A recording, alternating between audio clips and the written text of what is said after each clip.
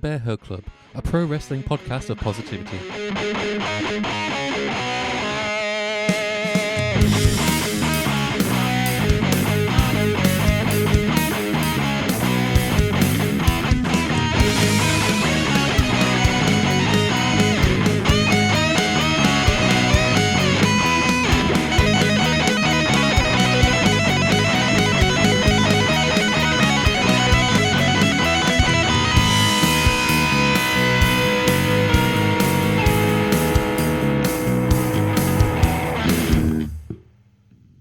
Hello everyone and welcome back to the Bearhug Club podcast. I'm your host as always, Greg, and as always I'm joined by my boo, Garrett.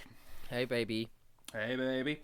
So there's no Jace with us this week, simply because he's just become a father for the first time, so he's having this week off and then we'll see if he returns next week. If not, we understand. We wrote him out for storyline reasons. Yeah, it's all under kayfabe, so shh. He ate a big super kick because he has a kid. Kayfabe, don't worry about it. Don't worry about it. He'll be back. But big congratulations to him and his lovely fiancée Hattie and their new wonderful daughter Violet. I can't wait to meet her. Obviously, quick thing, plug out the social media. So you can find us on the Bearhug Club podcast on Facebook, Bearhug Pod on Instagram, and Bearhug Club on Twitter, and the Bearhug Club podcast on the YouTube. Speaking of that, we're hoping, like we said last week, we're hoping to get some more content done for that and try and make it like not necessarily its own thing, but to have some exclusive stuff on there. One thing that we were planning to do this week, but we still haven't figured out what we want to do with it, is we were contacted by a fan called Nick Opalwhiskey. Might have absolutely, I'm not going to pronounce it. I'll mess it up. I was going to say, I might have absolutely butchered your name there, Nick, so I do apologise. But he got in touch with us and asked if we do a review of SummerSlam 1991. And we were never really thought about doing classic pay-per-view reviews. I mean, it's something, I think we're open to a lot of ideas on what we want to do with the podcast, so we are going to get to that. We're thinking of possibly doing it as a watch-along live stream type of thing. Is that right? Yeah, we'll probably test it like that, doing an actual watch-along together, record the whole thing, and then maybe maybe cut that down for highlights, because maybe that'll make something a little bit more watchable. I don't think you'd want to sit through 3 hours of us going, "Whoa, what a move! What a clothesline!" Oh, that's Hulk Hogan! Look at him go! Yeah, I mean, what we could do with that anyway, a lot of people don't mind watching full. I mean, SummerSlam 1991, that's only got to be, like a 3-hour show. So, I mean, if we could probably leave the full version, then have an edited version, I suppose, as well. So, we'll figure it out. We're still trying to work it out. So, if you're listening, Nick, don't worry, the review is coming. It's just been a busy point for us, and we are a man down this week. We will figure out what the hell we're going to do with that eventually. But if you would like to get in touch with suggestions for the show, or if you want to suggest the pay-per-view, whatever, again, just go through our Instagram or Facebook or Twitter. You can reach us through all those different channels, and someone will get back to you on that. So we'll just move straight into weekly highlights. So the main thing we're just going to talk about this week is, obviously, it was War Games on Sunday. I thought it was so used to it being a Saturday. Yeah, that's why I was like thinking, no, it's not Saturday anymore. It's Sunday. I thought it was a really good show. What did you think of it, Garrett? When you rank it next to other NXT takeovers, I don't think it was the strongest. But when you rank it next to any sort of other pay-per-views or like a general pay-per-view, it's really, really good. It's a takeover, You're always gonna have a decent time. Yeah, I agree. I mean, it wasn't like, I'd say it wasn't one of the better War Games pay-per-views that they've done, but I'm not trying to make it sound like it was bad. It was still a really good show. I still enjoyed the hell out of it. So we'll just kind of go through it beat by beat and just see what we think. So obviously it started with Team Candice versus Team Shotzi. So it was the Women's War Games. I thought this was probably my favourite War Games out of the night. What was your opinion? My opinion is that War Games, much like Hell in a Cell, shouldn't be a pay-per-view. It should be something to work to for a feud. Mm-hmm. I honestly can't. I think I preferred the men's one, just because they were established teams and there was sort of callbacks to things that more things that happen, I suppose. And okay, I think I preferred the men's one, but my main gripe is that there were 2 War Games matches and there should have been one. Yeah. It's kind of that thing now where, I mean, like, to its due, the women should be having these kind of matches now to help boost up the whole, women revolution thing. But then it is just kind of one of those things where it dampens it, where you're always going to guarantee with any of these branded pay-per-views, you're going to get a men's one, then you're going to get a women's one. Whereas, like, it would probably maybe work in more in favor if they just picked one over the other, because then it does kind of dampen the kind of the severity of the match when you're just getting two on the same card, and it kind of, there's not much really left to build to it. You've seen two of the same thing, and that must put a lot of pressure on them on both matches to kind of try and think of stuff that the other one isn't going to think of. So it kind of makes a bit of a thing where they might try and, I don't think outdo each other, but it kind of adds that pressure, if that makes sense. Yeah. Well, because you get, I mean, there are more men on the roster than there are women on the roster. Ideally we're going to get to a point where it's 50-50. When it's a high profile match like this, now WWE's sort of go-to is it's one men's, one woman. So it's either it's one men's Money in the Bank, one women's Money in the Bank. It's one men's War Game, one women's War Game, one men's elimination, one women's elimination. That's equal and that's good, but and I guess you do run the risk of when you only do one each pay-per-view that it would end up just being the men's, because that's how it's traditionally been. Ideally, it would be one in, one out. Yeah. Where it's one women's, one men's. But then also that kind of gets stale in itself, where it's just like, yeah, I know it's a women's one this year. I know it's a men's one this year. Yeah. I don't know. It's a difficult thing to say. Well, I think if a good way to go about would be basically what people have been saying for years is just get rid of the branded pay-per-views. I think the only two you could really keep would obviously be the Rumble, because that's obviously a big thing in and of itself, and I'd say Money in the Bank, because that's kind of become like a sort of, in my mind, that's like a bit like a second Royal Rumble now, so I think it deserves its own spotlight. If you eliminate the branded pay-per-views, then that means you can have these matches still, but you can put them throughout the year. So I don't know, like you could have maybe a War Games women's match at some point at the start of the year, as long as the feud's there. Then later on in the year, you could have a War Games men's match, and again, just have it on like a random named pay-per-view, and then that way, people aren't going to obviously tune in expecting to see two of the same match. It means you've spaced them out enough, and it means the women and the men get their own time to shine with it. Right. Yeah, I think one of the biggest problems is stakes in a lot of these things. Yeah. The Royal Rumble has stakes. The winner goes to WrestleMania and challenges for a belt of their choosing.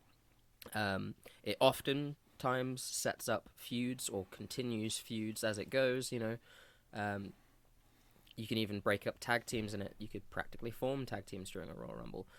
Money in the Bank has stakes. You get the actual goddamn briefcase that means that you can challenge for a title of your choosing at any time. Survivor Series and War Games, you don't really, there's no titles on the line. The only title on the line at this one was the North American Championship. Yep. And then you had the women's champion in the match. You had the tag team champions in the match. Finn, I think, is still out. I think he's coming back today, in fact, as we record. Ooh. But yeah, it's all about stakes, I guess. I think when these pay-per-views happen, it's especially egregious, like at Survivor Series, when they talk about brand. They do a fight of brand supremacy, but then the pay-per-view is over. Monday comes along, and it didn't happen because there's nowhere to go from that. You can't feud with the people you beat because they're on a different brand. At least, I mean, in the women's match where Raquel pinned Io, I'm going to assume that means she gets a title shot. There is some stakes there. As for the men's one, I'm not really sure. I assume they're gonna then challenge for the tag title. Possibly. I mean, we'll go over some ideas on that when we get to it. But yeah, I mean, I think, I don't know why, I've really enjoyed the women's one. It was one of those things where I was sat watching it. I always forget how stacked the women's division in NXT is. Like, nearly everyone in this match looks like they could be like a future player in like the main roster division. Like, they all came across incredibly well in it. So yeah, I think the highlight for me in the match was obviously when Io did her trash can dive off the top of the cage. I loved the little cheeky smile she had as she just like tipped it over her head. And that bump looked insane. I think there was just so many bumps in this match that looked ridiculous. Like when I think it was definitely Kai doing the double stomp on, I think it was Io again, under the trash can. She really squashes that thing. Like you could tell she was a bit stuck. That looked rough. And of course, like I mean, the match was, they were both like living up to the title because I believe Candice suffered a broken arm because of the finish of the match as well. I think she was checked out for a broken arm. I don't know if it was confirmed that it was broken. Oh, okay, so she was checked out. Yeah. It did look pretty nasty, especially because I mean, it did look a bit. I could see what they're trying to do, but it did look a bit like. It looked like it was like a fucked up finish, even though obviously the point where she was holding the chair up to defend herself. But usually those spots are where someone's put the chair on them to inflict damage. But either there though, I thought it was a really good match. I also really liked the little sledgehammer they pulled out. It looked very cartoony. It's good. After that, it was Tommaso Ciampa versus Timothy Thatcher. Another good match. I mean, I'm loving seeing Timothy Thatcher on like a platform like NXT now because it was one of those wrestlers people never thought would go to something like WWE or even NXT. I can't really say they've done amazingly well with him. Like at least they're letting him live up to what kind of style he is, with the catch as can style. And at least even in matches like this, because it was like the similar situation when he fought Riddle, even though he obviously beat Riddle, they are making him look like a really tough bastard, especially things like how he was bleeding in the ear in this match and was just kind of like powering through it, you know what I mean? They're just making him look like an absolute beast, even though he did lose this match. Yeah. I mean, you got to protect Tommaso Ciampa, and he definitely didn't look weak in this match at all. Because, I mean, Ciampa's going to be a challenger for Cross. I can see them going for a really big sort of program together. I think Thatcher is probably going to move to the North American against Johnny soon enough. And, yeah, this wasn't a bad showing at all. Him beating Riddle is already a big rub. And this was, I mean, because what, he got up like straight away after the finish, right? Yeah, I think so. It wasn't exactly a no-sell, but it was more of just like, I'm a tough bastard. You can't keep me down for long type thing. Yeah, exactly. I mean, like they are building him like a really hard as nails force. Because it was the similar situation. I think this difficult situation they've got with it is they're putting him in with the established names they're still kind of pushing, because it was the same situation when he fought Finn Balor. Was it at the In Your House one, I think, earlier in the year? Yeah, that was probably that's been one of my favorite matches from this year. And again, obviously Finn was kind of on his rise again, and obviously Thatcher had to lose that. I mean, he didn't look bad in the defeat, but I worry that if they keep doing that, it's going to kind of devalue his stock a little bit. I feel like they just need to get him in there with people who are on the same kind of pegging with him in NXT, so we can at least get a few wins and sort of keep pushing this sort of hard man persona, which is very kind of real to him. I mean, do you see him staying singles, or do you see him ending up as part of some kind of stable and or tag team? Well, I was quite surprised, I suppose, given the circumstances, because obviously I think I'm guessing a major factor of him signing with NXT was because it happened during the pandemic. So right. maybe he was obviously kind of worried about what work he was going to be getting, so it was kind of a smart move, because I think they've been after him for a while, but he's always been quite happy being an independent. I was surprised. I think if the things had turned, I could have seen him easily in NXT UK just to simply keep kind of maybe add him to Imperium, so then essentially they have got the full ring camp lineup again.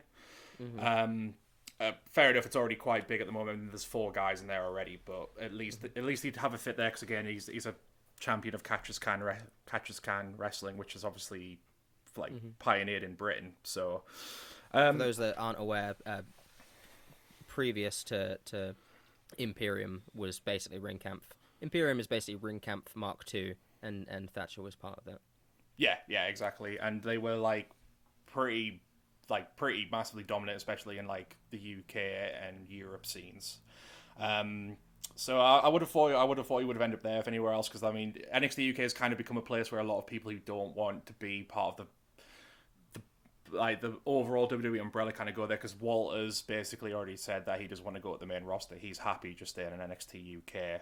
I think there's a couple of other examples similar to that. So, because I'd hope he'd probably wanted to stick around. If I'd hope Thatcher would just want to stick around NXT, because I just get the feeling if he went to the main roster, I don't see them being able to do much with him. I think that he would just kind of become another failed call up, and I'm a big fan of his, and I wouldn't want to kind of see that happen to him or his character. Yeah, I mean, it's difficult to, hindsight is 2020. Things could change, which is what they've been saying for years. But things could, and maybe there would be space for him. But as of right now, probably not. Yeah, I mean, especially with Vince being there, because at the end of the day, Timothy Thatcher is a wrestler, and Vince doesn't like the big W word. So I just don't know where that might go. But I mean, I'm happy with the way he's doing NXT, so I'm hoping he kind of carries on with some good trajectory there. Mm-hmm. After that, it was the strap match between Dexter Lumis and Cameron Grimes. Again, it was just another really good match. It looked pretty hard hitting and brutal there. And again, these are two massive stars on the rise in NXT for me. I think Cameron Grimes, I could see him doing big things, because he's amazingly talented in the ring, and he's also just got that perfect mouthpiece. He's just so good with his promos and the character he portrays. He's just such a snively little shit, but he's really good at it. From what I've been seeing on the socials, I think Loomis is really kind of getting over with a lot of the fans now, and I don't know where they'd position him as the character that he is, because it is kind of still. Yeah, it's like a big man, monster type character, right? That's the build he has. He has that kind of big dude evil build, right? But the character itself is still kind of comedic, and both can work, Yeah. But I worry where that will place him. I don't know if they'd see him on the same level as a Karrion Kross type, Yeah, I agree. I struggle to see him in the main event scene, but I could easily see him again in that North American title picture. I'll admit, obviously, I'm not. I do love NXT, but it's hard to be it's hard to kind of watch it if you've only got your network subscription and you have to wait a week for them to upload the last episode. So I'm always just kind of catching up through social media. But I've always kind of liked the Cameron Grimes character. I think it's unique. I think he's brilliant, as I think they call him in country, the American Psycho. That stare of his is just absolutely amazing, and I love the fact he's kind of doing this silent character, because it isn't the whole thing. He's like a tortured artist essentially. I think, he had this glove type thing going on, a big bib. Yeah, I don't think he'd like me calling it a bib, but his artist bib. His artist bib. I think it's a good character. I like what I've seen so far. I think you're all right. I think there's been a few moments that did go a little bit goofy, but I honestly see good things coming out of it. So I think again they're both tremendous talents going forward, and it was quite nice just to see old school strap match stipulation come back. I loved the kind of opening with Cameron bringing his own out to the ring and refusing to put on the official one, and I do that in air quotes. Yeah, it's good. God, they released something on their socials where they were hyping up William Regal saying War Games, and they had all of the NXT superstars say War Games, and then it cut to Dexter Lumis, and he just stared at the camera for 3 seconds, and then cut away. Perfect. Yeah, I think that there is space. There's always space to be a comedic character and a serious character. Jericho walks that line very well. MJF does that very well. I hope that they do it with Lumis. I think that with WWE, there's a very much one or the other sort of... They see it as like a dichotomy where it's you're either an R-Truth or you're an Undertaker. Yeah. You take it serious or you're the 24/7 champ. Yeah, I agree. Especially, obviously, main roster. Like NXT, they grant their performers freedom to be like varied in the character work. So again, like I say, their Dexter Lumis can be a little bit silly, but then he can also be serious when he needs to be. Whereas WWE now, it's literally your, again, night and day with it. You've either got to be a very serious character or you've got to be very serious. It's very rare people can tread that line anymore, which is a shame. But I think it'll definitely do well in NXT, and again, I'm pretty sure we'll see some like other great stuff out of him in the months, years to come. After that, it was the triple threat match for the North American title. So that was Johnny Gargano against Damian Priest and Leon Ruff. It's quite an interesting story going into this, especially because the belt's kind of gone backwards and forwards, and the whole thing around putting Leon in as, well, him getting the win over Gargano and going in as the very underdog champion. And I think this might be my favourite match of the night, other than excluding the War Games matches. I just love the kind of story they were telling. So obviously, Priest used Ruff to get back into this position, but he's also kind of a bit protective over him. Obviously, he does that big razor's edge through the barrier, and he says he's sorry and looks quite concerned for Ruff as he's carried away. I just thought it was kind of well executed in that regard. Yeah, for sure. It was definitely an interesting story going in. They can run the risk in these type of things where, well, like we're talking about, Leon comes in as almost a comedic side to this story, treated often like that, but then he steps up to the plate. He even gets the spot where he gets written out of the match and then comes back in and has sort of a hero moment, which I think is tremendous. It's able to skirt that line between comedic and serious. Yeah, no, I agree. He does skirt that line very well. Because I think he plays up to it quite well. Like, I think he's aware of what his positioning is in that match. Like, obviously he's kind of seen as a joke, and he'll kind of act a bit goofy, but then he is kind of proving himself in the ring at the same time, because he holds his own incredibly well against these two.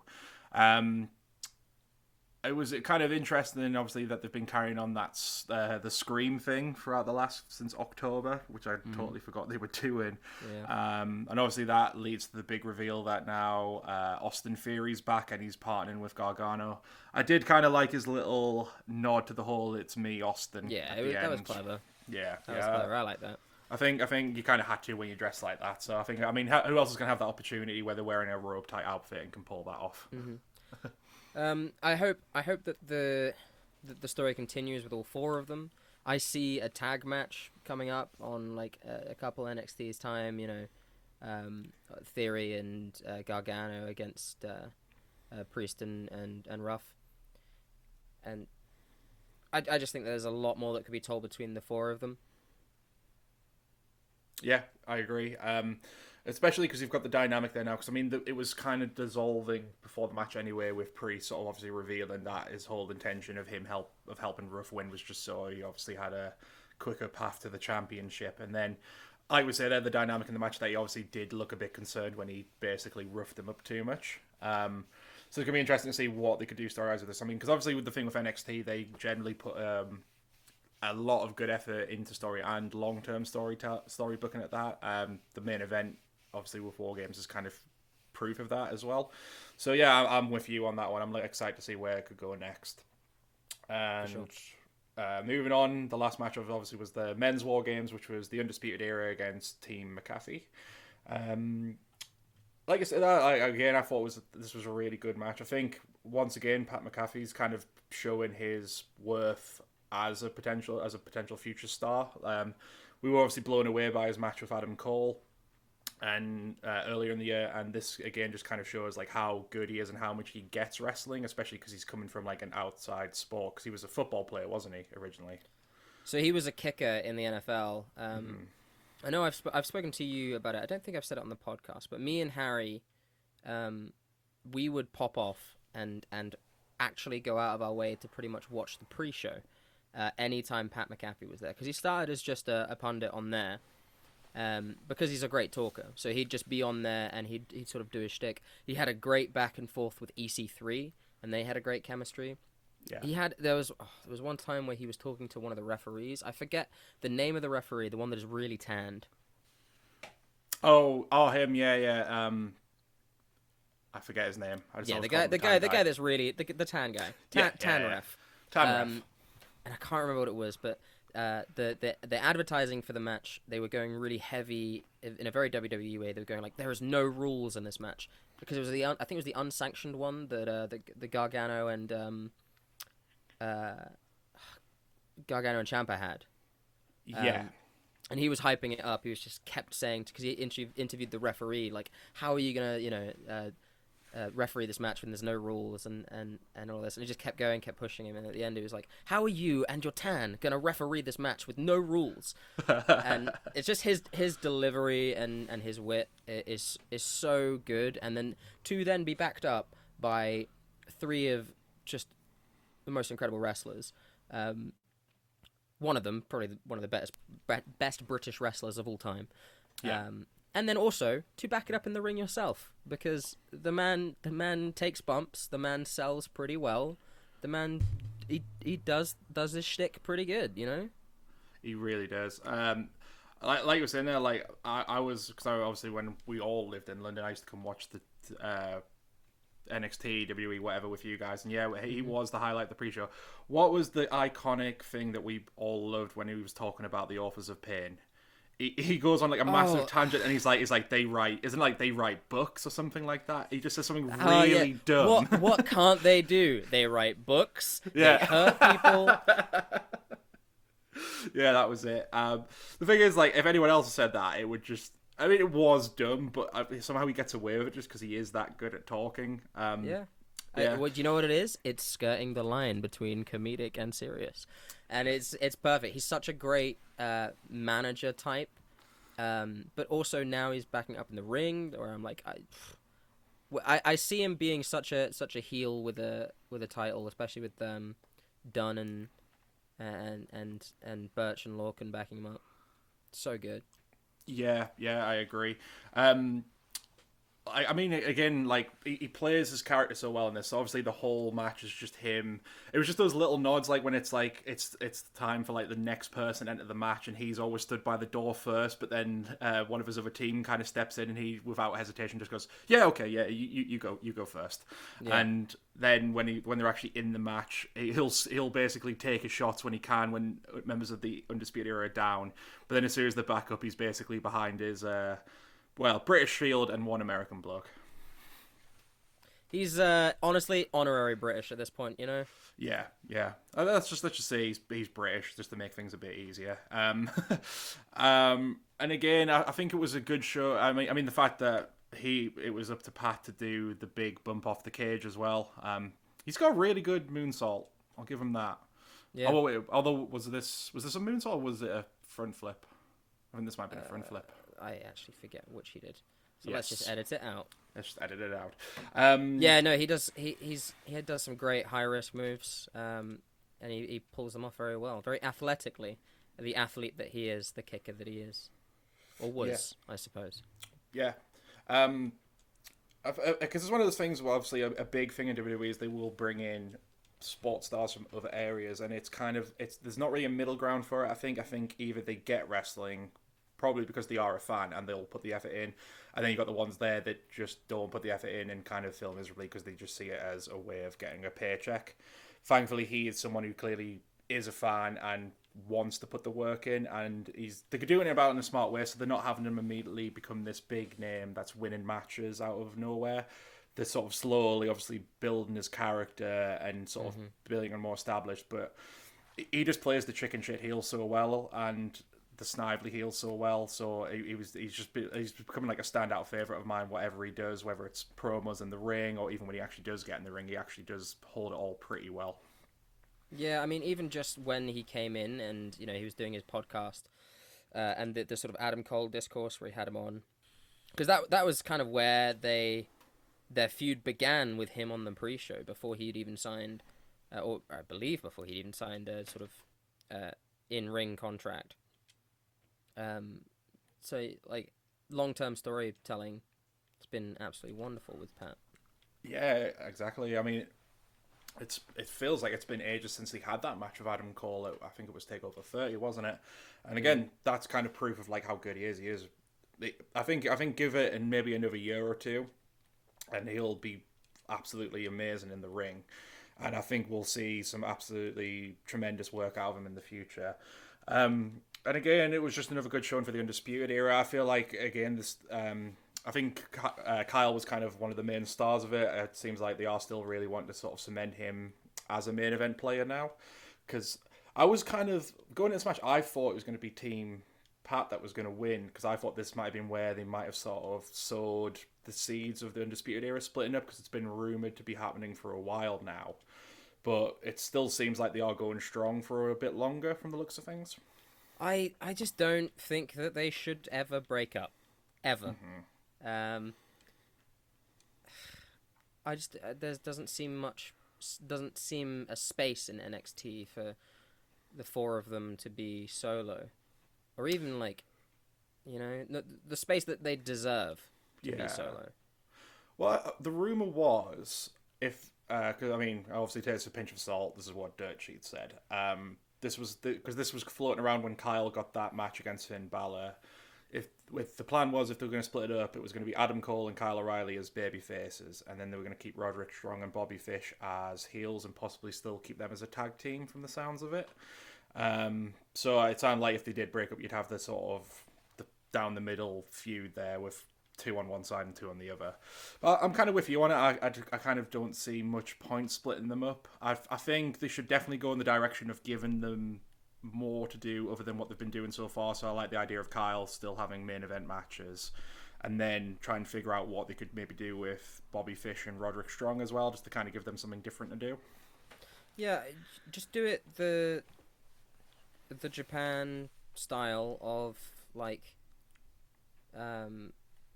you've got big stables, Yeah. That you've got LIJ, you've got Chaos, and it's a plethora of people, and they cycle. You've got the leaders that change often, and you've got sort of people lower down that take their turns, sort of at being main event players and backing each other up and tagging. I don't see a point in breaking up the Undisputed Era. If anything, expand it. Put Kevin Owens in it. Just keep making more stables. Get Pat McAfee, give him Thatcher. Make bigger stables. I feel like when it comes to things like, probably not NXT so much, but when it comes to WWE in total, as soon as they build a stable, it feels like they do that with the idea always that it's going to split up, if that makes sense. Yeah, tag teams are built because they see the feud when they break up. That's what happens, yeah.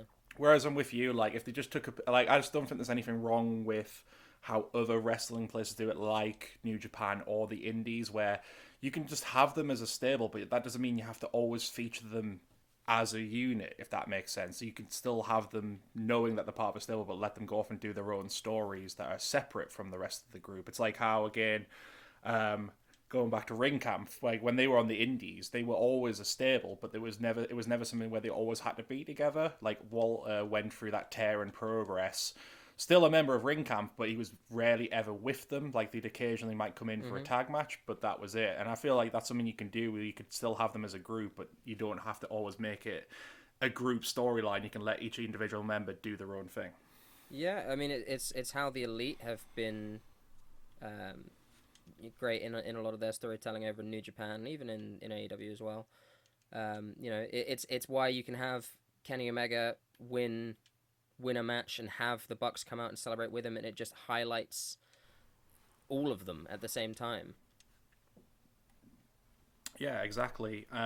So I mean, we'll see where it goes with this. It feels like I'm with you. I think they should just kind of keep Undisputed Era together, but I think we're still a long way off if they are going to split them up.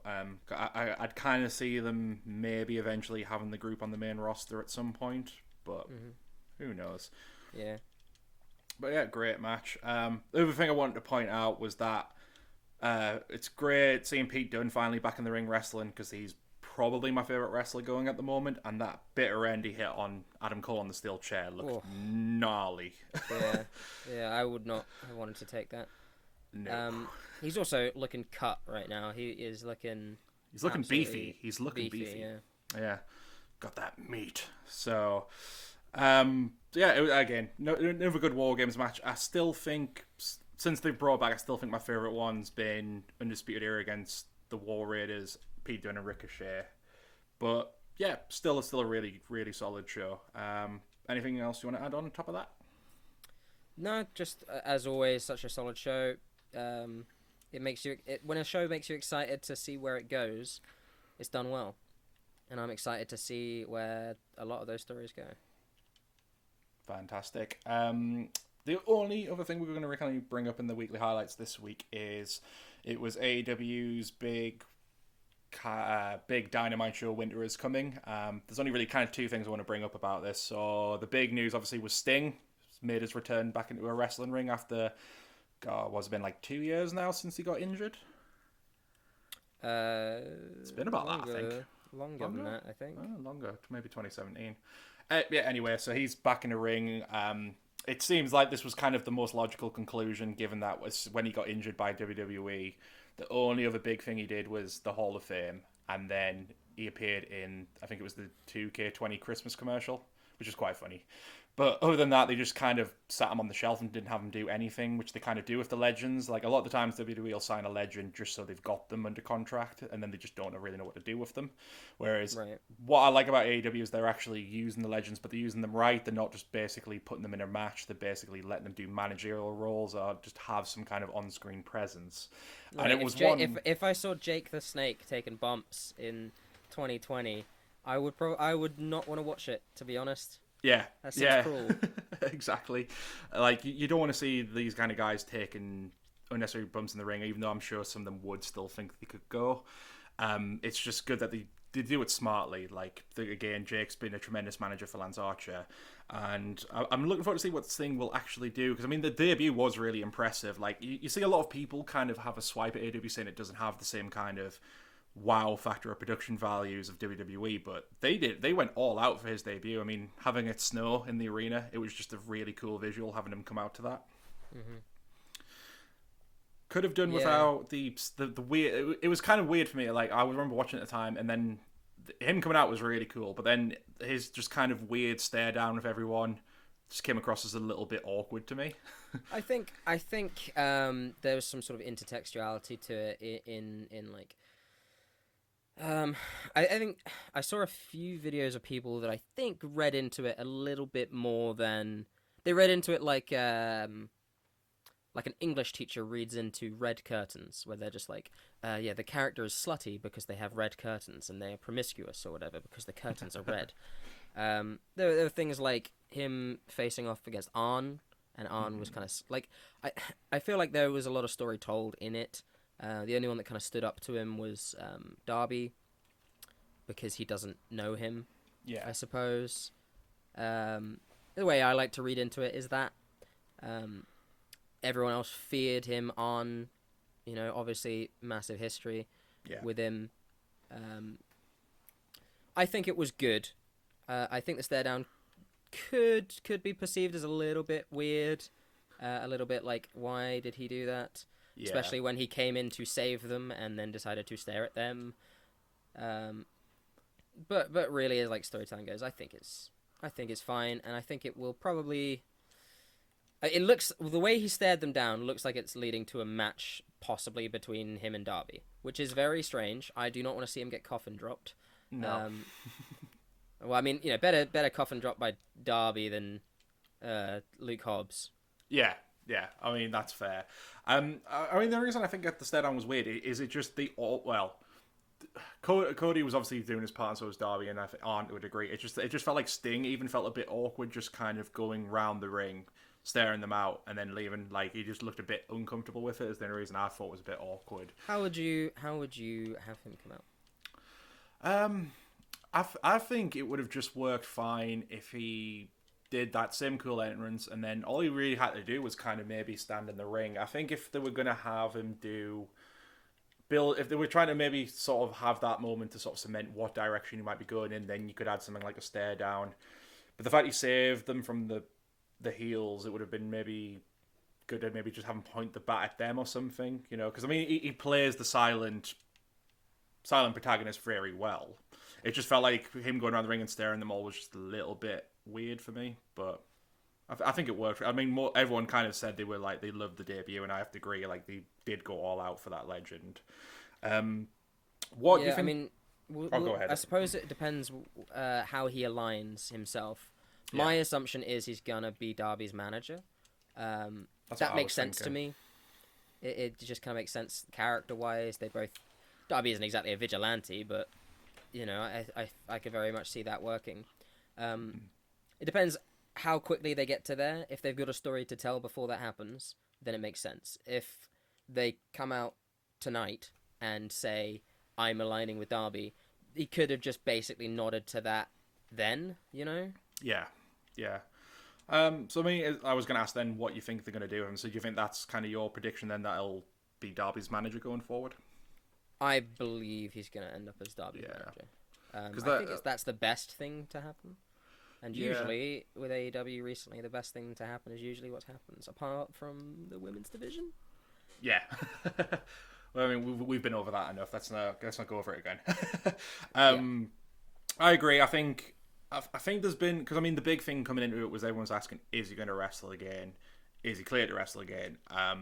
Speaking for myself, when I saw him show up, of course, I'd love to see him in the ring, but I don't want to see it because, I mean, he was basically lucky that like the Seth Rollins match didn't cripple him, essentially, from the sounds of it. So I'd say I think I've heard he is probably going to take. I could see him doing things like doing a Scorpion Death Drop on someone. You know what I mean? Like I think he'll get a little physical, but I doubt we're going to see a full match out of it. I think I'm with you in that if he's going managerial, it should be with Darby. I could see. Because they do long-term storytelling quite well. I could honestly see... I don't see him and Cody being over by a long shot. I think maybe with the thing Team Taz has run its course, I could honestly see him and Cody continuing their feud. And then at least you've got the managers making sense. So you've obviously got Arn Anderson and Sting in the individual corners. And obviously, like you said, they're the history they had in WCW. That would obviously play quite well into things. Yeah, I suppose. I'm not sure. It's difficult to tell, and I kind of like that. I like not being able to know. I had no idea Sting was coming out, which is wonderful. Whereas right now I know everything and everyone who's in Spider-Man 3, for example.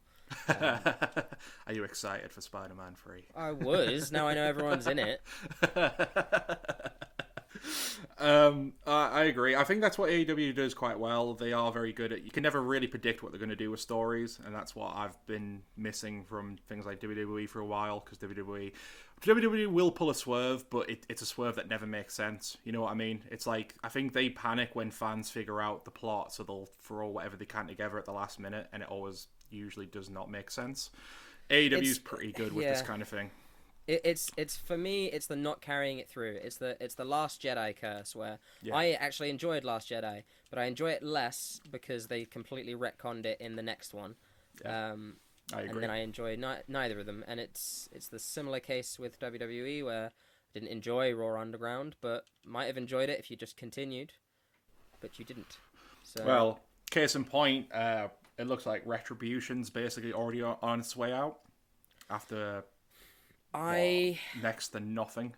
Again, no one liked it, but follow through with it, and maybe things could improve. I mean, you've brought Ali into the group, who people want to see do great things. Fair enough, it's not a position that's great, but the fact that they're just having them lose squash matches now, and it seems like it's basically going to be over before it was even began. It's pointless.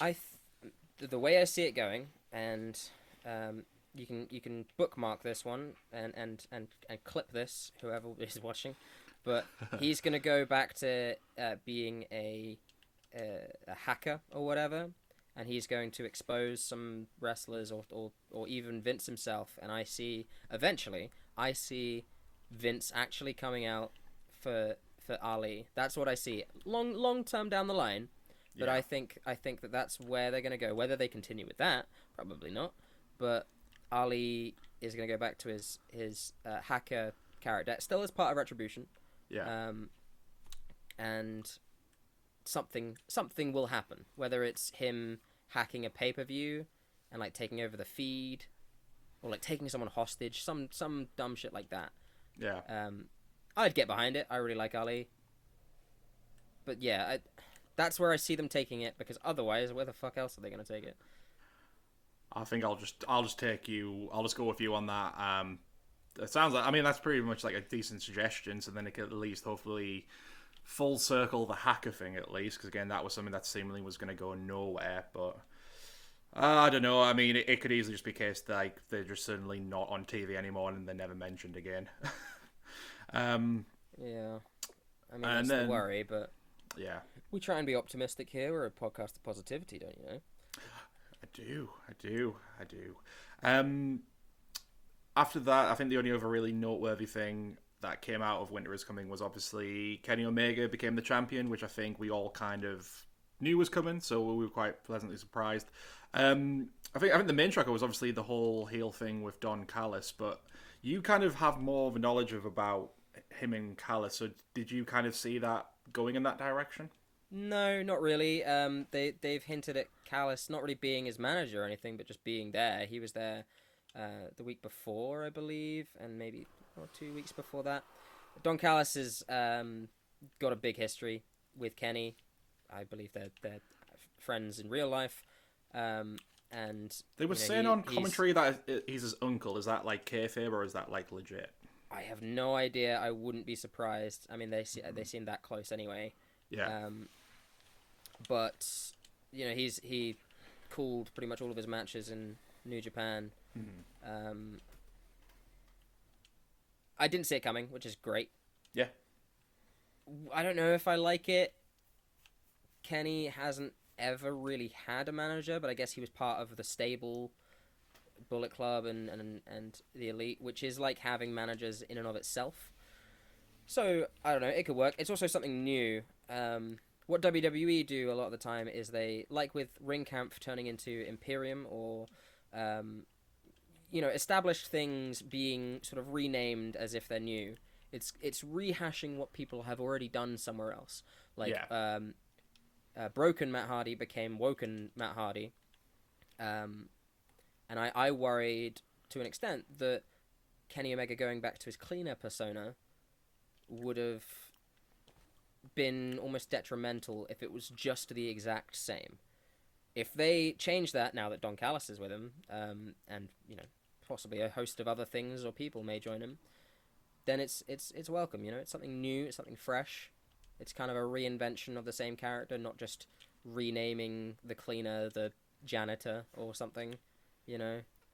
Yeah, I think you're right. So WWE's point of call is they'll hear about something that worked well in the indies or like in another company, and you're right, they'll get their hands on it and basically make it the watered down WWE version.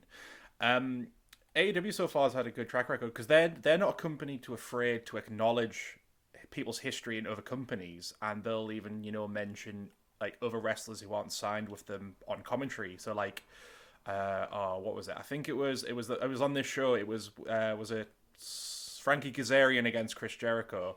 They mentioned that Kazarian has a win over Okada, which is, I'm guessing, happened when he had his little TNA run. So again, they're not afraid to sort of mention people's past gimmicks, characters, storylines that they've done in other companies. I feel like what they kind of do is they just give it the natural platform of like, if we do bring it back, it's not necessarily a new thing, it's more of a continuation or maybe like a new evolution to the character, if that makes sense. You should never... the way WWE do it is a very sort of neoliberalism marketing corporate America view, right? Where you would buy a company and then you'd rename it completely. Like what was Musical.ly became TikTok, right? Yeah. Or something like that. So instead of continuing with Musical.ly because you bought the company, you rename it something else and try and create your own thing that is exactly the same. That's what WWE do. Instead of capitalizing on the already existing marketability of something, they will completely rename it, even though it's kind of the same thing. It's like Pepsi and Crystal Pepsi, Yeah. It's like There's Coke just no and new point. Coke.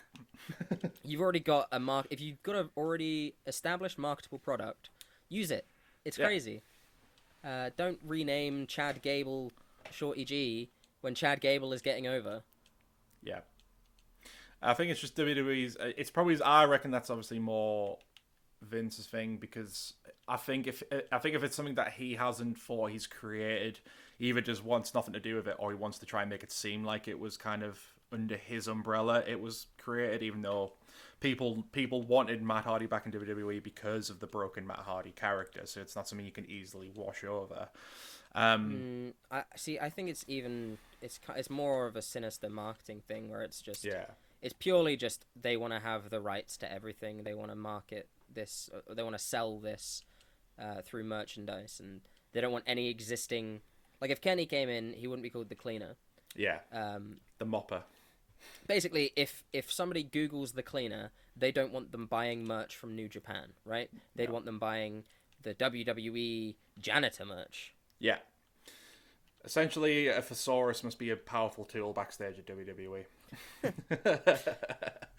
But yeah, I agree. It's going to be interesting to see where the Cleaner goes. I thought the match was pretty decent. Again, I don't know if I mentioned before, I like Jon Moxley in the fact he's a great promo. I like it when he gets extreme. But when it comes to, I don't know, when it comes to his wrestling, I'm just never that entertained. The only match I can think out of WWE I really enjoyed was his one with Lance Archer at Wrestle Kingdom. Was that this year?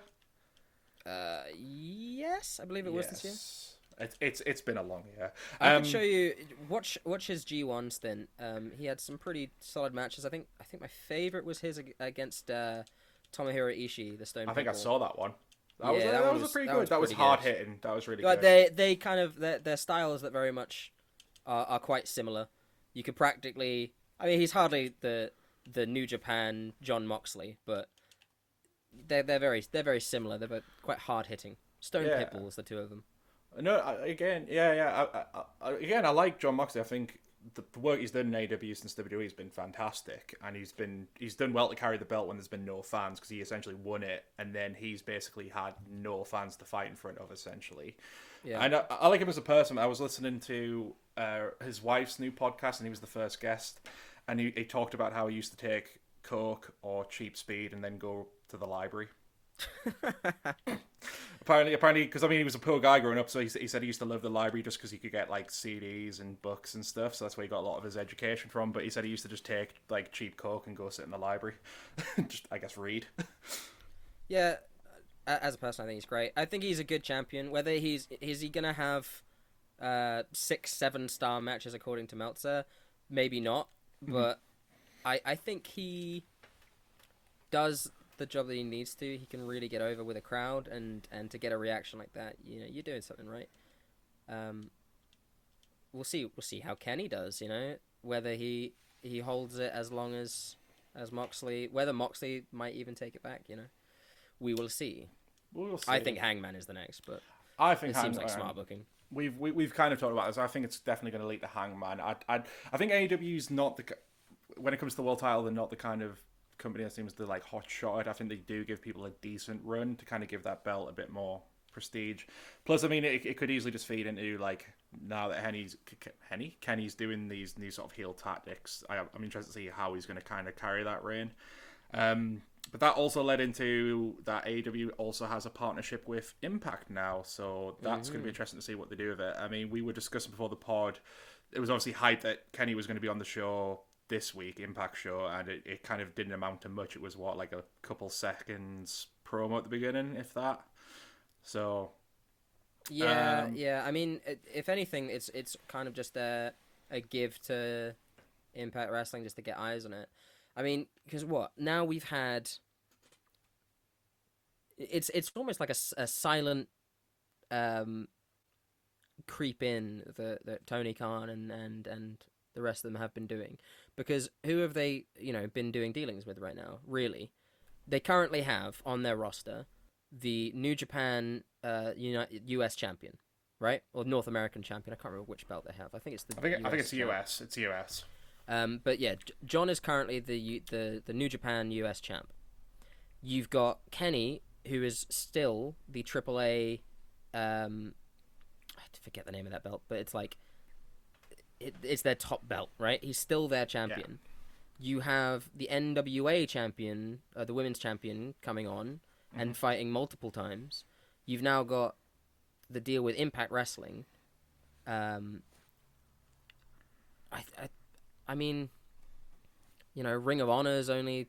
I believe they had people on that were contracted with Ring of Honor at the time. Was Eddie Kingston still under contract with Ring of Honor, or am I being crazy? Or someone was? Kingston was with NWA under their contract, but I don't know if he was still under contract when he paid for AEW, because the big thing was with that, they were hyping up how he had to sell his ring gear. Apparently, all of these money issues that they mentioned company were true. Like, he was struggling at the time when he made that appearance, so he might not have been under NWA contract then, from the sounds of it. But even then, NWA were quite... I think they would let wrestlers work other places, because he was, before the pandemic, he was doing quite a big run in the UK scene. He did a lot of stuff for Progress last year. But yeah, I mean, I think that's what's good about AEW, is that they're not trying to be like the next WWE in the sense that they just want to control the wrestling market. They're very open to having these partnerships and letting everyone get like a bit of spotlight, which is good. Yeah. So they're very fair in that regard. Because I mean, the big thing was after this, somewhat Triple H had a conference call and someone brought that up to him.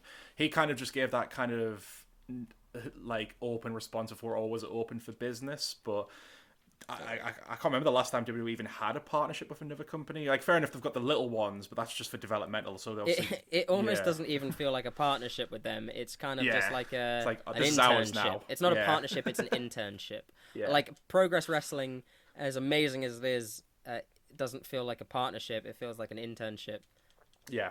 No, that's true. Like, everything from Progress, ICW, Evolve.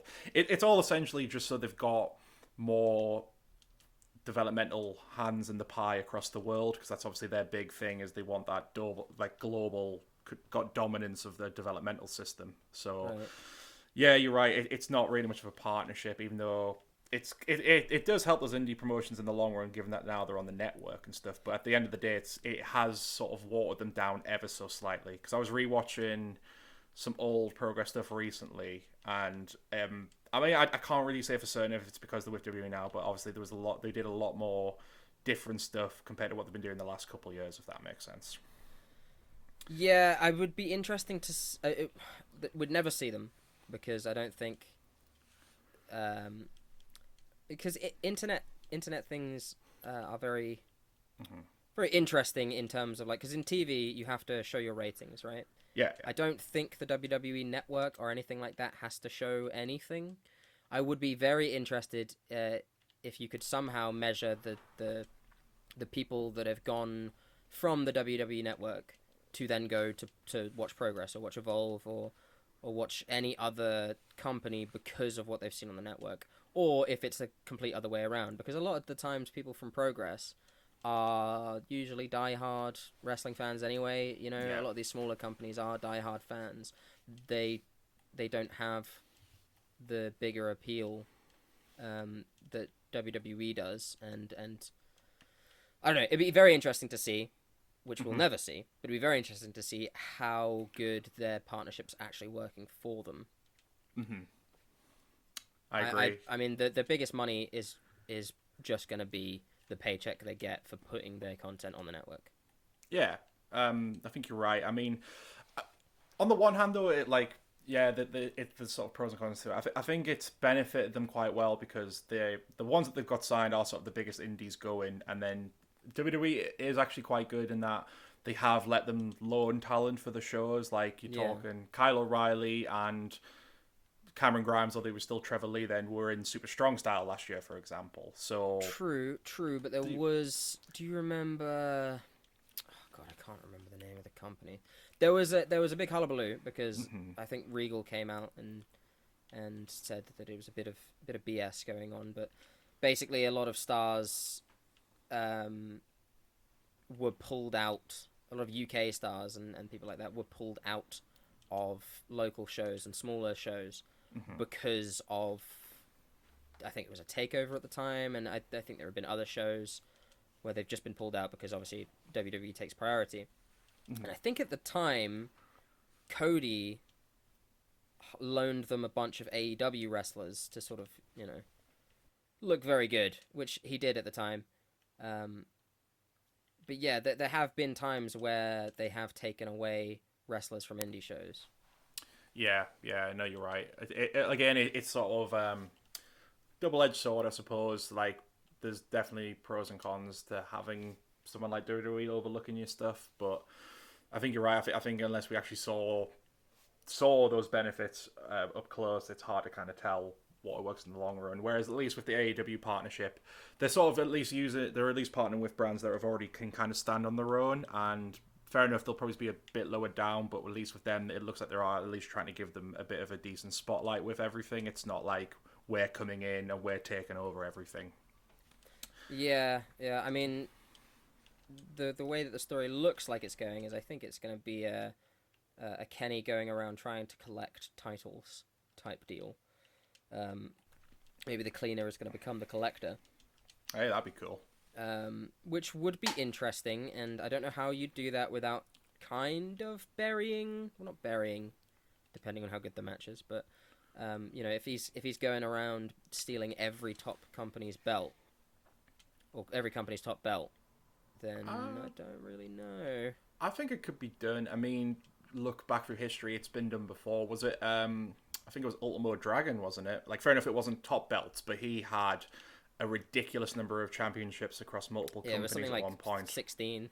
Yeah, there's like a picture of him with them all over his waist and arms, and it's ridiculous. So it would be very interesting to see, especially in an age where each of these companies has wider appeal, and are just a lot bigger. Like imagine Kenny with the AAA, the AEW, the Impact, I don't know if New Japan are planning on having a full-on deal with them. One of the reasons that Moxley needed to be freed up is because he is against Hideo Itami. I might be crazy. I think he might change his name. Kenta. What am I fucking saying? God, why am I saying Hideo Itami? I know him as Kenta anyway. But yeah, sorry. He has a match with Kenta for his US title, which he hasn't defended in a very long time. There are reasons for that. It's quite self-evident, as anyone listening who can't go outside knows. Yeah. I don't know. It's interesting. But then if there was a partnership, why wasn't John defending his title on AEW? I think there's been lots reported on it. I think they've been trying to establish that partnership, but then I think there's also maybe a lot of, I don't want to necessarily say hurt feelings, but when you consider how AEW was formed, New Japan lost quite a lot of talent in regards to that, because obviously they lost, like, Kenny came over, they had little bits of Jericho, the Young Bucks, obviously Cody, so I think there's maybe still a bit of hurt feelings regarding they all kind of left. Yeah. Well, to be honest with you, as you know, I'm a big proponent of Japanese wrestling, and New Japan is the main one, but there are so many other companies that you can work with and that have incredible talent. One of my favorite wrestlers of all time doesn't work for New Japan. He works for, Noah. Marufuji is just one of the greatest, and if they could get a Marufuji come in, yeah, sure, he doesn't have the name brand power that an Okada does or a Tanahashi, but it's a name at least. If they can't work with New Japan, Noah is a pretty damn good second. Or even, let's get Dragon Gate. Let's go work. Obviously, he's got ties to DDT and all. I was going to say, so. I'd like to see DDT just to maybe see if Chris Brooks would come across, because I just love Chris Brooks. I'd love to see maybe him and Gresham. I'd like to see something like CZK have more of a big spotlight put on them, but that's just kind of my personal preference. I would like it too. Yeah, I know it's going to be interesting to see. I mean, I think it's going to be a good partnership between the two, and I'm hoping at the end of the day we just want to see some good matches and good stories come out of it. Moving on, so we're going back to matches you need to see. It was my turn to pick this week, and I went with Team Tremendous, which is the team of Bill Carr and Dan Barry, versus the Anti-Fun Police, Chief Deputy Dunn, and Los Federales Super Santos Jr. from Progress, Chapter 79, One Big Neck with Sausage Hands. I've been sitting on this one for a while. This was a tag match I would have liked to have put in my list last week on the top tag matches we did, but I kind of kept it aside for this just because I felt like it was something really fun to discuss. So with this series, we're trying to like do a range of matches, and so far we've had some great choices, but they've all just been, like kind of mat classics, if you like. Whereas with this one, it's leaning more on the side of comedy. It's one of those things a lot of people kind of either love or hate comedy in wrestling, wouldn't you say? Yes, I mean, people complain a lot about comedy in wrestling. We are big proponents of it. We think it can fit. As we were talking about earlier, we think that, it can fit in a single character. They could probably do both, Not only probably, they can. A good character can. Yeah, absolutely. I feel like, obviously, it's one of those things, comedy wrestling is quite hard to get the right balance of. I think especially when it's on... I can kind of understand why people like WWE don't do it much, and even when they do, it's more Vince's comedy, like putting Pat and Gerald Briscoe in evening gowns and having them fight, which kind of funny, I guess, but it's not like what I'd like to see. But with this, that's why I kind of love independent wrestling, because you go to a show, you're going to guarantee to see great matches, you're going to hear great crowd reactions, and then you're going to get things like just wrestlers just having fun with a match and just like making people laugh. It's like you get a good variety of a show that you wouldn't normally see on kind of mainstream TV. Mm-hmm. And the reason why I picked this one, because it's not just out and out comedy. It's kind of a match of two halves. Like the first half is pretty much just pure comedy for the most part, but then it does actually kind of break down into a nice little match, I think. Yeah, no, it's solid. The crowd are very much behind it. It has one of my favorite chants in all of wrestling. I watched it for the first time today. I hadn't actually seen any of Team Tremendous before, but I have seen the Anti-Fun Police. I've seen a lot of No Fun Done as well. Yeah. So we'll kind of go bit for bit. I mean, one thing I want to kind of mention just as a fun little side before it sets up, because I think this was the match after the half-hour break, after the break they do in Progress, because you go to show they get an interval. So James Smallman obviously comes out and does this hype and speaks to the crowd, and in a point of perfect timing, he asks a member of the crowd what the name is, and they say Jordan, and the big thing in Progress is the whole crowd will say hello, whatever the name is. So the crowd goes, hello, Jordan. Right at that moment, Jordan Devlin's just come back from the merch table, and he passes by them right when the crowd says hello, Jordan. Brilliant time in there. But yeah, the match itself, we'll just kind of go through the sort of some of the best highlights of it. So yeah, like you were mentioning there, it starts off with just one of the funniest chants ever. So to kind of build the scene, so like obviously the Anti-Fun Police, as they suggest, they're like a bit of a police gimmick who just don't like to have fun, even though they kind of do have fun in their matches. And then Team Tremendous is meant to be kind of like American cops in a sense, like kind of looking like sort of like something like out of Miami Vice, I guess, even though they're from New York. And it starts off with I think it's Dan Barry pointing out that Dunn has he's got his badge on the front of his shorts where it says "No Fun," and he points out that he's got "No Fun" written across his dick, and that just erupts into the Progress crowd chanting he's got "No Fun" on his dick over and over again. And yeah, and I mean, like I said, this first half of the match is just pure comedy. I think some of the highlights is when they do like the kind of chops in the corner. So at first, I think it's Dunn gets chopped, isn't it? And he kind of walks out the corner a bit and then just lets out a massive scream, like a comically over the top scream, and has to run back to his partner who gets tagged in. And then Santos gets in, and then the same thing happens to him. I think, and he it's Santos first, the other way around. Is it Santos? Oh, it's Santos. Yeah, so it's Santos first. He gets chopped, shakes it off, walks away. Then Dunn comes in. Gives Dunn a big hug to feel better, and Dunn's like, "Oh, don't worry, I'll take it." And then fucking screams. And gets decked himself. It's so good. And then, I mean, because there's like some wrestling going on between that, but it is just like fun little moments. I mean, obviously the highlight is the finger gun point. So it starts off with one of them just pointing. It starts off with Santos, I think, pulling a finger gun out on Barry, I think it is.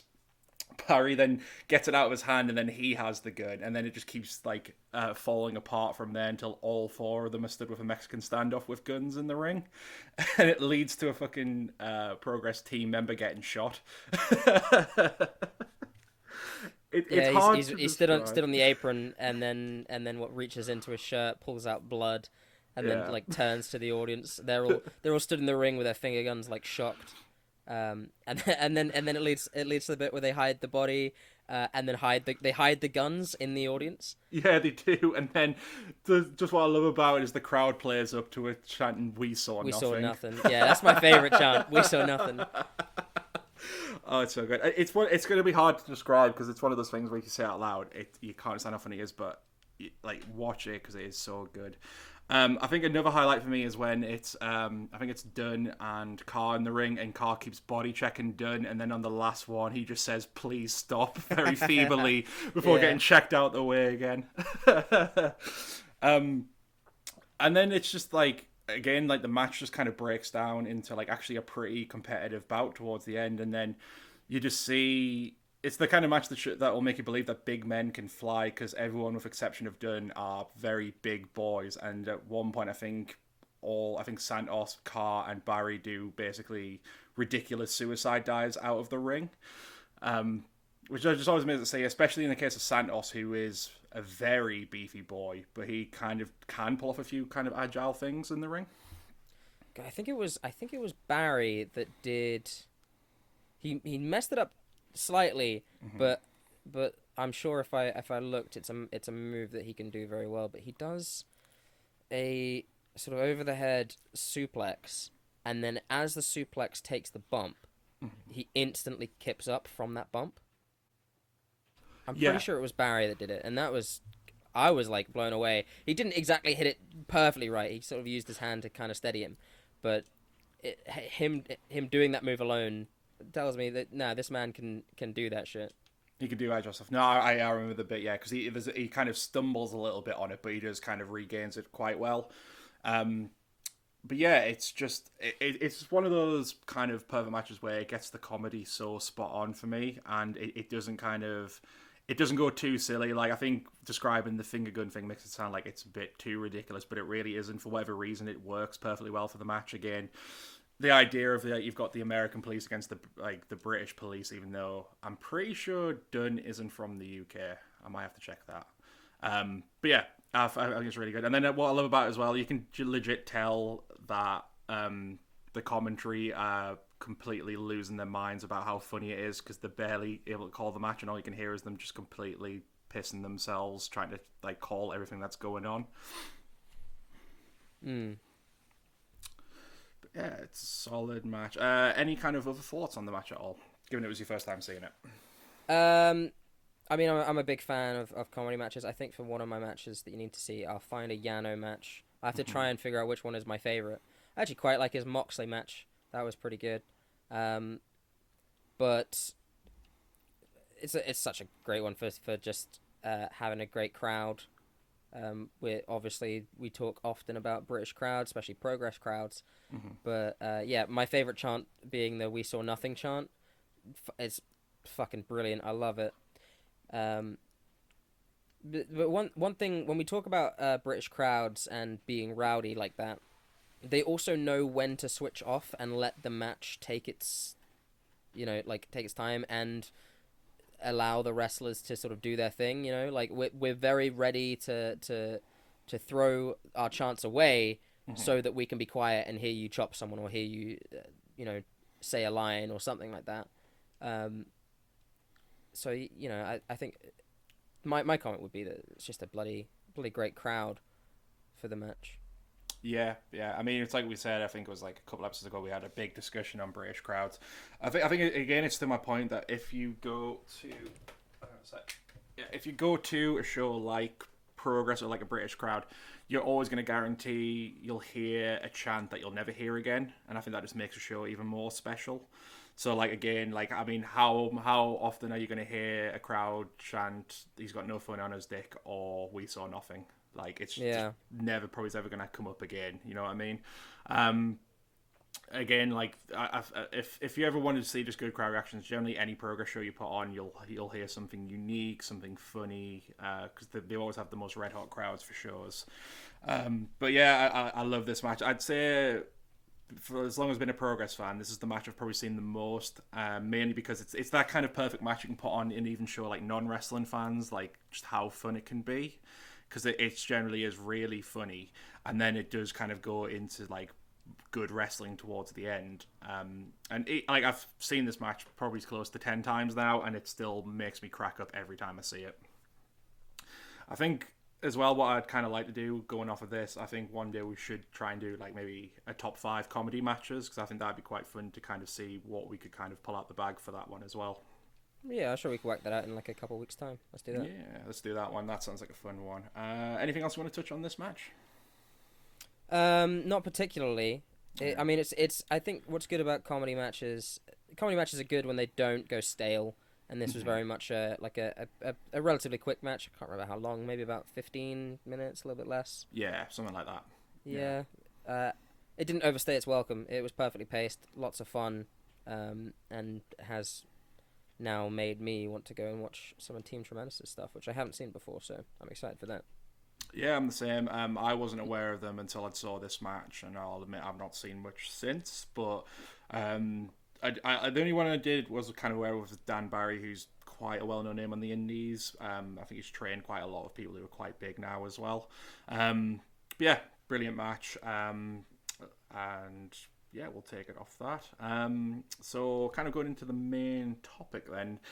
It's kind of a bit of a hodgepodge, this one. We were just kind of, with the season coming up, we were going to kind of go over sort of Christmas memories and kind of things we used to get for Christmas, and also kind of going to a fun side bit about sort of ridiculous wrestling merch. So I'm guessing you were the same as me, Garrett, that Christmas was obviously a big time when you were a kid because you'd get lots of wrestling goodies. Am I right? Unfortunately, not right at all. I wasn't allowed to watch wrestling as a kid. So the No only way. time I was allowed to watch wrestling, well, the only time I could watch wrestling because I wasn't allowed to, is because I'd go over to a friend's house and we'd watch a VHS tape that said Danny's third birthday that was actually a WrestleMania like 16 or something. Or I'd go over and we'd play SmackDown versus Raws and things like that. So I remember having some figures of my own. I don't remember being given them by family, though. I think they must have been gifts from friends, or as a child, I might have stolen them, to be honest. Pretty sure I stole Yu-Gi-Oh cards at one point. I forget. But no, so most of my actual wrestling merchandise and toys and whatnot come from far later in my life, where, yeah, maybe a 20-something, as you well know, probably shouldn't be buying toys for himself, but then you buy them and you're like, nah, this is probably the best purchase I could have made. I could be out doing drugs and whatnot, but no, I'm here with my figures and my belt and whatnot, which one of them is sitting behind me. But yeah. I mean, I have a few things that I looked up. I went on Wish and I typed in wrestling just to try and see what we have. And I can go over those in a bit. But yeah, tell me about some of your wrestling figure memories and wrestling toy memories. Yeah, I mean, Christmas was kind of a big time for me. Again, it's kind of like you said there. Like, I am a 27-year-old who collects a stupid amount of wrestling figures. I can honestly say lockdown was kind of the worst thing for my wallet because the collection has grown exponentially since then. I'm running out of room, Garrett. I'm very scared. I think someone has made the comment that one day they'll find me dead and I'll just be under a pile of plastic. I think you'd be happy about that. I think that's your favorite. That would be your way to go, I'd say, underneath Walter's plastic thighs. Yeah. Basically getting curb stomped by hundreds of figures as they all just kind of avalanche on top of me. I think a lot of people would say that was probably the way he wanted to go. But yeah, I mean, yeah, Christmas was kind of the big thing for me for getting a lot of wrestling merchandise. I'd say a lot. When I think back, there must have probably been a point where I got a lot of figures because I can remember it. But I'd say the big thing was obviously the new video games when they came out. Right.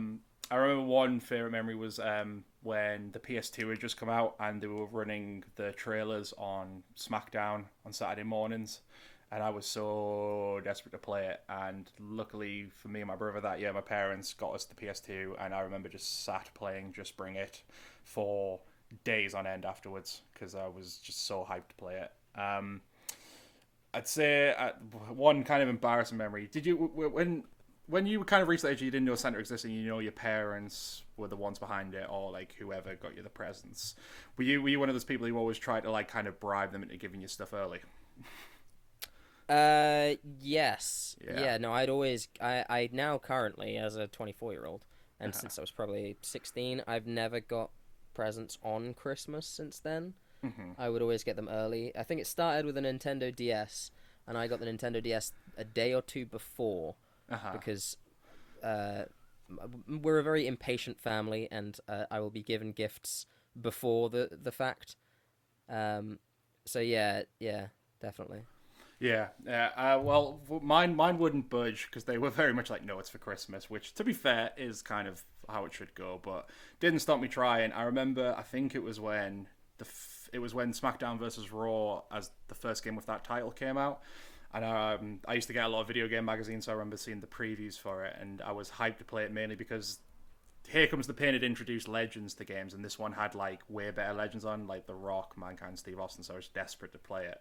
And I remember, I think my mum had already let it slip that she had bought me it, so I knew that she had it. And I in a desperate attempt to try and get it early, I sketched out an image from one of the magazines, and I literally wrote around it all the things I would do so I could play the game early. I think it was basically like every kind of household chore known to man.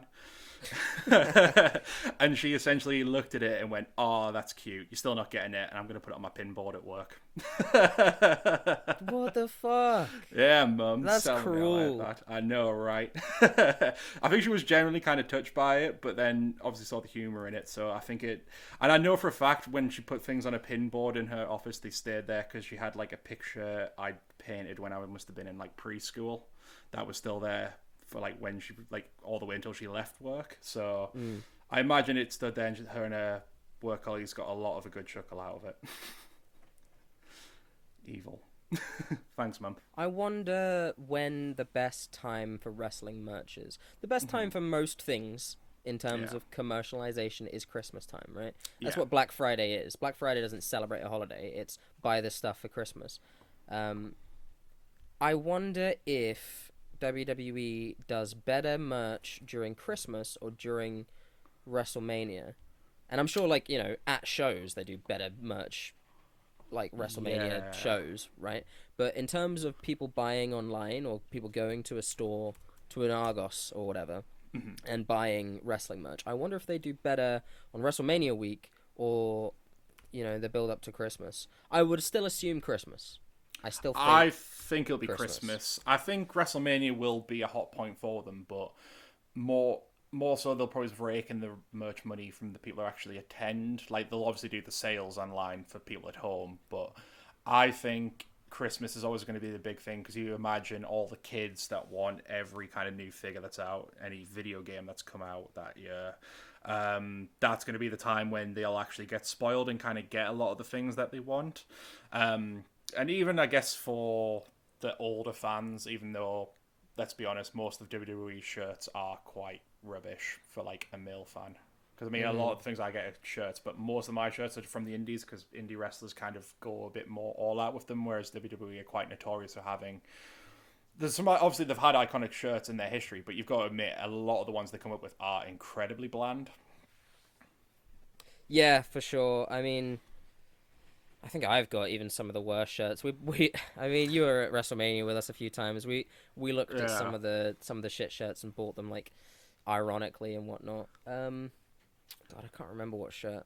I think the last shirt I remember buying from the WWE shop was the one they released for Walter, and I've rarely worn it since because it's ghastly. I don't know why I bought it. I think it's because I wanted a Walter t-shirt, and I should have waited, because then it was not long after that me and JS went to the Progress show in Newcastle, which had Walter at, and he had way better merch that he produced himself. And JS bought one, and I was very mad at him. Bruh. Not mad, jealous. I wouldn't say I'm mad. I was jealous at him. But yeah, I'd say going into things, what we did is we had to look for some very weird wrestling merch on top of that, because WWE are prone to making some bland merch, but they're also prone to producing some of the more weirder stuff, if you would agree. Oh, 100%. I mean, I'm sure you've got noted down some of the classics. Most of the weird merch came around sort of the 80s and sort of early 90s. Yeah. God, was it I think it was Hogan, or maybe, I'm pretty sure it was Hogan shoes that you could put meat in to heat them up. What? Do you not know about this? Yeah, no. Yeah. There were shoes that you could put meat in. Hogan shoes, meat. Okay. Oh yeah, no. So I think I might be wrong. I think Cultaholic did a video with this kind of merch, like going over like 100 weird bits of merch, and I think I do remember these meat shoes. Like, I don't know if they were ever actually made, or if they were just a pattern that didn't actually end up getting made. So what's the thought behind it? Is it literally you just keep meat in your shoe? Is it meant to heat it up? Like, what's the purpose of this? I do not know what the purpose is. The purpose is selling children something overpriced. That's always the purpose. Yeah. The shoes themselves, I don't know. I mean, Hogan's pro. I mean, like, if you look back through the history of merch, like, WWE was kind of the trendsetter, and it all was kind of on the back of Hogan. Like, they had things like, obviously, the figures, there's the video games, but even back in the 80s, you had sort of really questionable stuff. Like, I'm pretty sure you could buy, like, your own weights that had Hogan on, and, like, vitamin supplements and stuff like that. So he's kind of like he's kind of the guy they pretty much slapped his face on anything just to make a quick buck, and it did all kind of sell like hotcakes, to be fair.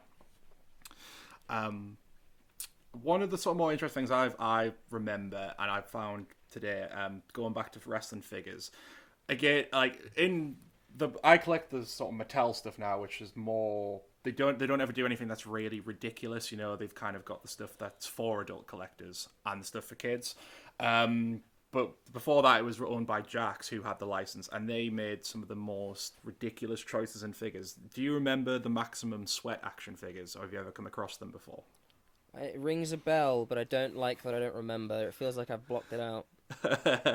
So essentially what it is, it was a line of figures they did, and essentially the only way you can describe them is it's like if you took a wrestler and injected them with Bane venom from Batman. They look roided out to fuck, and they were huge. So, like, you've got to think as well, by this point, they already had their main toy line. It's not going to fit with your toys at all. Like, you'd have to basically get these Maximum Sweat figures together if you want to make it have any sense. And what you would do is you would squirt water into the back and press a button just so they would actually just sweat. And I just can't figure out why they thought that was, like, a unique function for a figure. That's disgusting. Yeah. Firstly, I mean, there have been so many weird just things in action figures that people have decided to do along the way. I don't remember exactly what, but I think they've done weird shit like that with Action Men in the past. I mean, but like, I don't know who in a boardroom goes to their boss and goes, "Right, I've got it. We make the action figures wet." Yeah. we're like, you see how the wrestlers sweat on screen? We really want to get that kind of action into a kid's hands. Like, no, that's just gross as fuck. I mean, to kind of give you a comparison, I remember they released a Triple H figure back in the day, and its main function was you could put water in his back and he'd spit it out.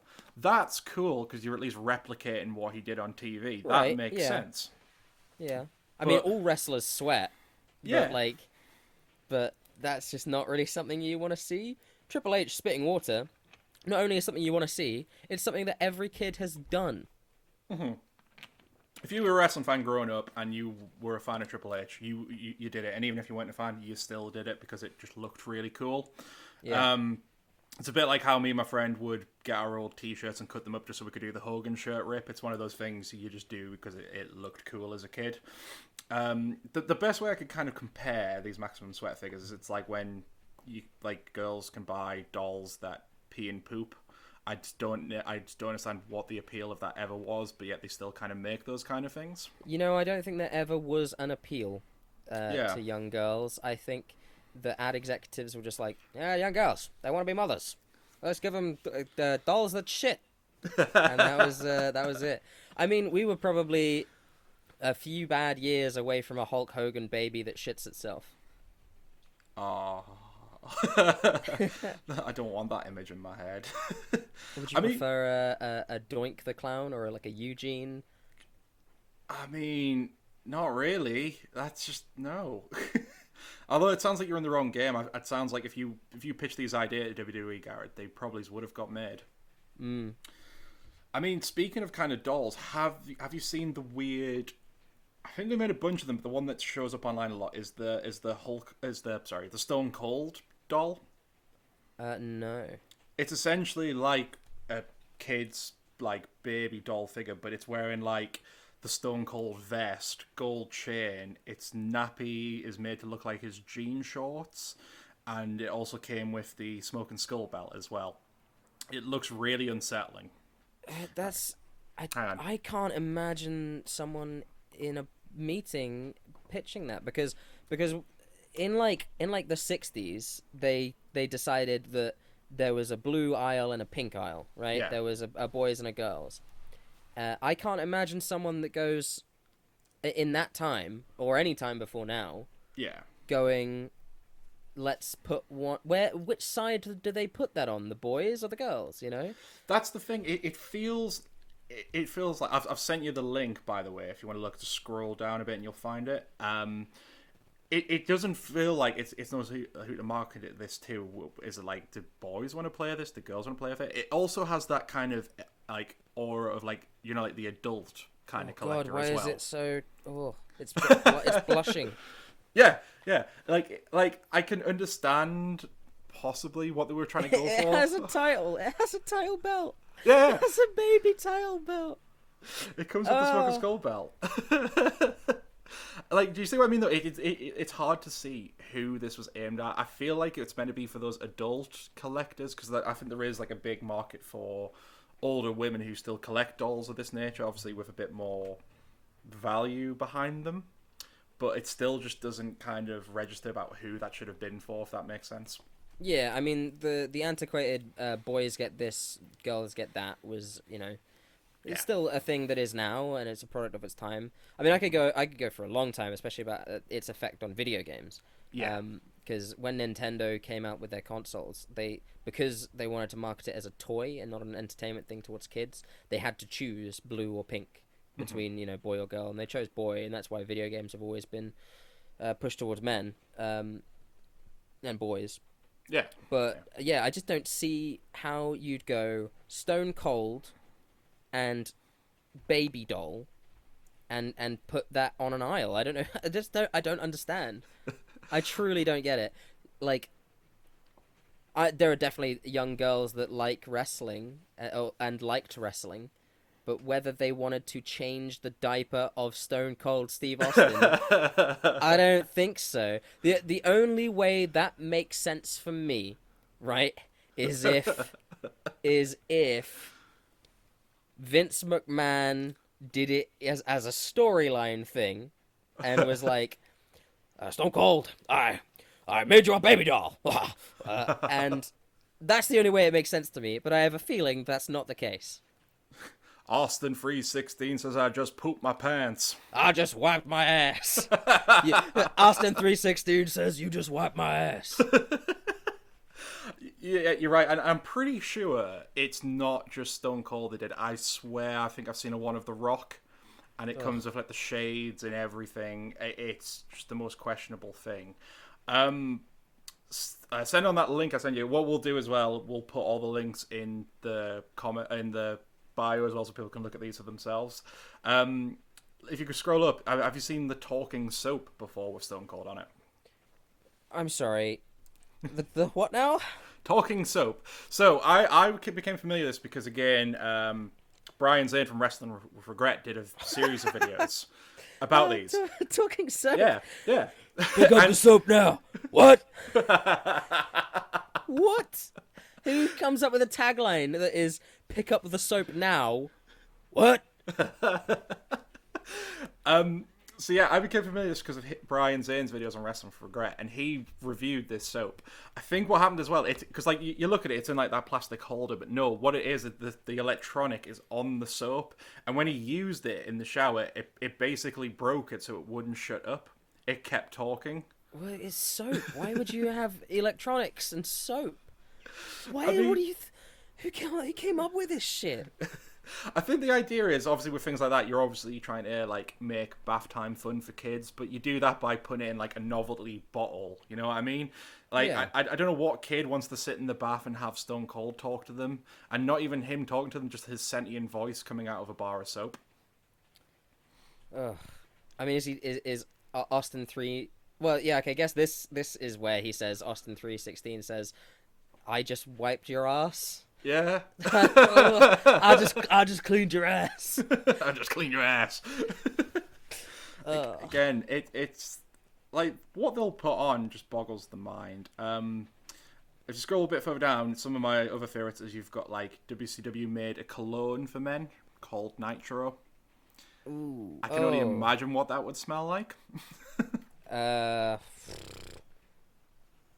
I don't know. Shame and failure. The collective New World Order's like towel drippings. Oh. That to really wring that out just to get a few bottles out to order. Yeah. Well, then again, just below that, you've got Austin's Venom and WWF Attitude colognes.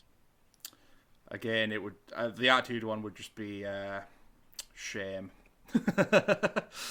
Shame for what we've done. All right, let's come up with our own piece of wrestling merchandise that you think would sell right now. What's a piece of out there wrestling merchandise that you think you could sell? Out there wrestling merch. It's kind of hard to I might have to have a think.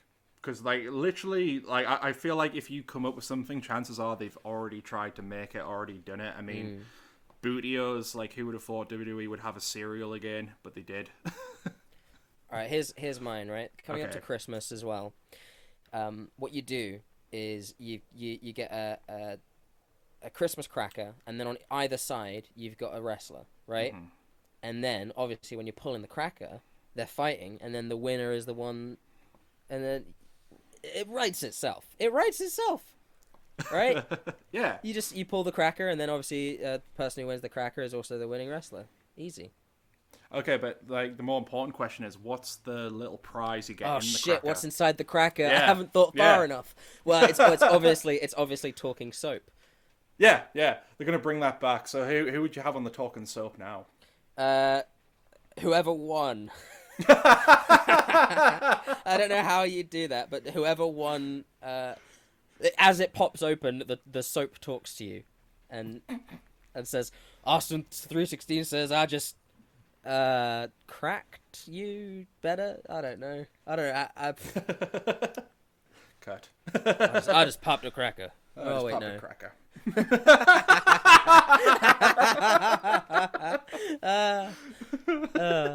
I just. I think,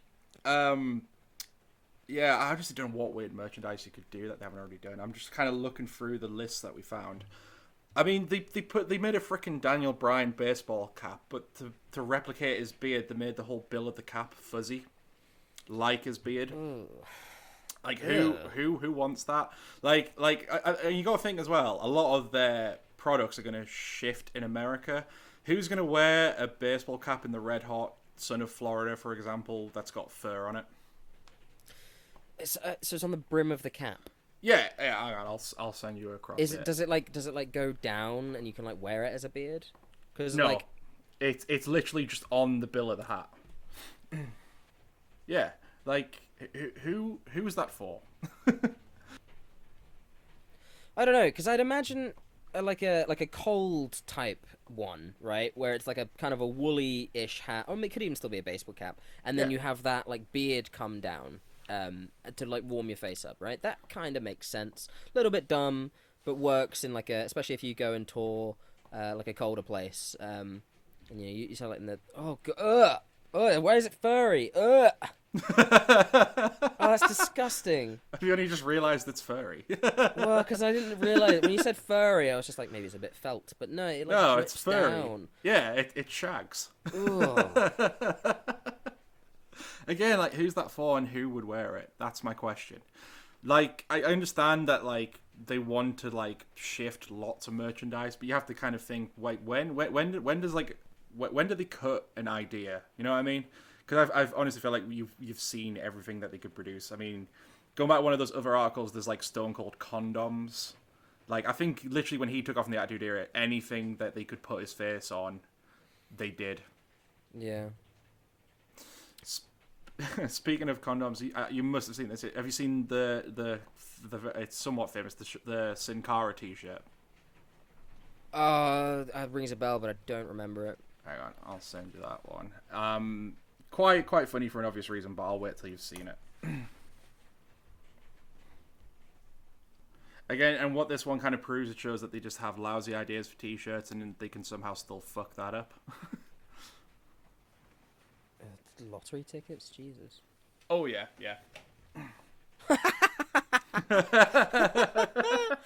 Why do they give him a dick? Why is his dick the wrong way around?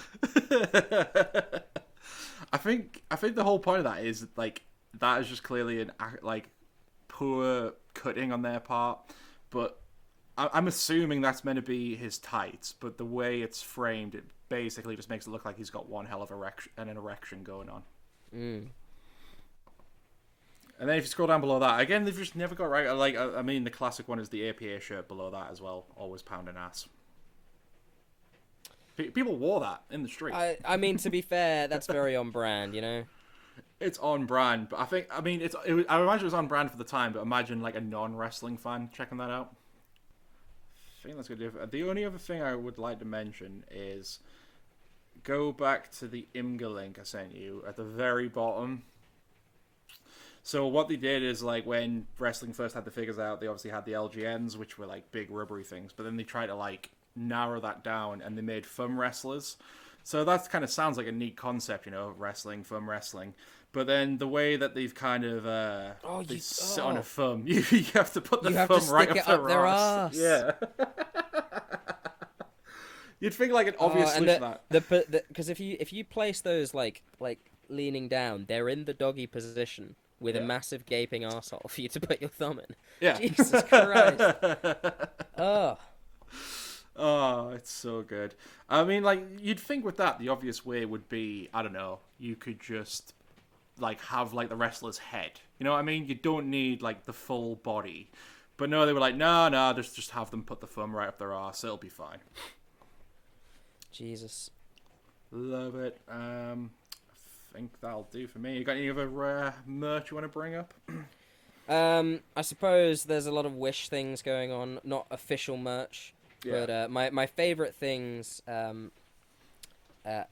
the sort of Facebook AI, like artificial shit that comes up. So, for example, on Facebook, if you like a bunch of pages that's like, I'm a trucker, I'm a gamer, I'm 34 and divorced dad, it would push you an AI-generated shirt that said, I'm a trucker, gamer, 34-year-old divorced dad. Yeah. Nothing can stop me, right? Yeah. And I love the wrestling ones like that. For example, the I'm crazy wrestling mom everyone warned you about, which I just sent you. 10 people bought that. Amazing. Some grandmas knit. Real grandmas watch wrestling. These are like the kind of shirts you would see some people wear at a wrestling show, though. Like, I'm not gonna lie. I think you would see. Oh no, I've definitely seen these kind of things at a wrestling show. Especially this one, the sort of sexist one where it's just like a woman yelling at a man, problem, and then the man suplexing her, solved. just some casual spousal abuse, you know. Why not? Jesus. You having problems with the missus? Fucking suplex her. Austin 316 says I just beat my wife. I didn't think it's possible to bury Stone Cold like this, but we're doing a pretty good job.